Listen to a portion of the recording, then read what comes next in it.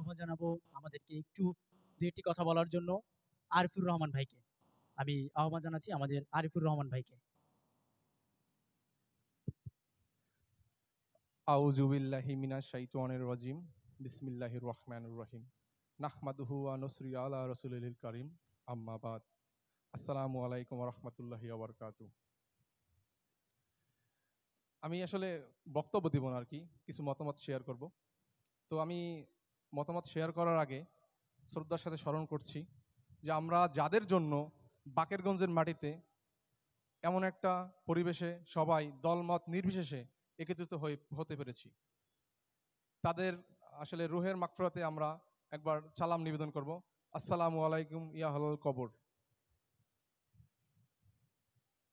আসলে আপনারা তো আসলে সালামটা দিলেন না। আসসালামু আলাইকুম ইয়া হালাল কবর।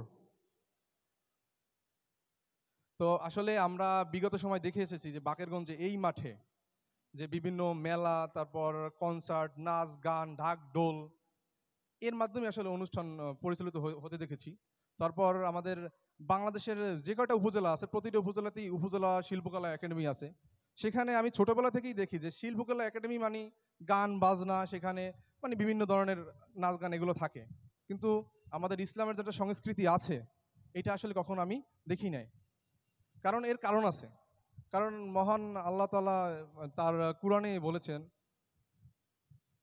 যে শেষ জমানায় যখন আসবে তখন মানুষ ক্ষতিগ্রস্ত থাকবে আর কি, কিন্তু তারা থাকবে না যারা সৎ পথে চলে, সৎ কথা বলে এবং ধৈর্য ধরে। এখানে আমরা এতক্ষণ দেখছি যে সবাই ধৈর্য ধারণ করে বসে আছেন।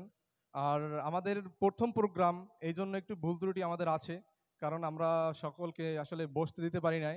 এই জন্য আমরা আয়োজক কমিটির পক্ষ থেকে ক্ষমা প্রার্থী, আমাদের ক্ষমা সুন্দর দৃষ্টিতে দেখবেন। আর আমাদের ভুল ত্রুটি থাকলে আপনারা ধরিয়ে দিবেন। আর আমরা কি এই ধরনের প্রোগ্রাম আগামীতে চাই? আপনারা সবাই আমাদেরকে সাপোর্ট করবেন।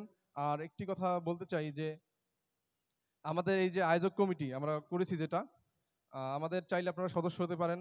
সদস্য আসলে এই সদস্য দ্বারা আমরা চাই যে নেক্সটে যতগুলো প্রোগ্রাম হবে আমরা এই কমিটির মাধ্যমে আমরা করব। সেক্ষেত্রে আমাদের কিছু আমাদের যে এই আয়ের ক্ষেত্রে আমি বলি, আমাদের কিছু এখনো মানে কম আছে টাকা। যদি কেউ চান আমাদের হেল্প করতে পারেন এখনো। আর এই বলে আমি আমার সংক্ষিপ্ত বক্তব্য শেষ করছি। আসসালামু আলাইকুম।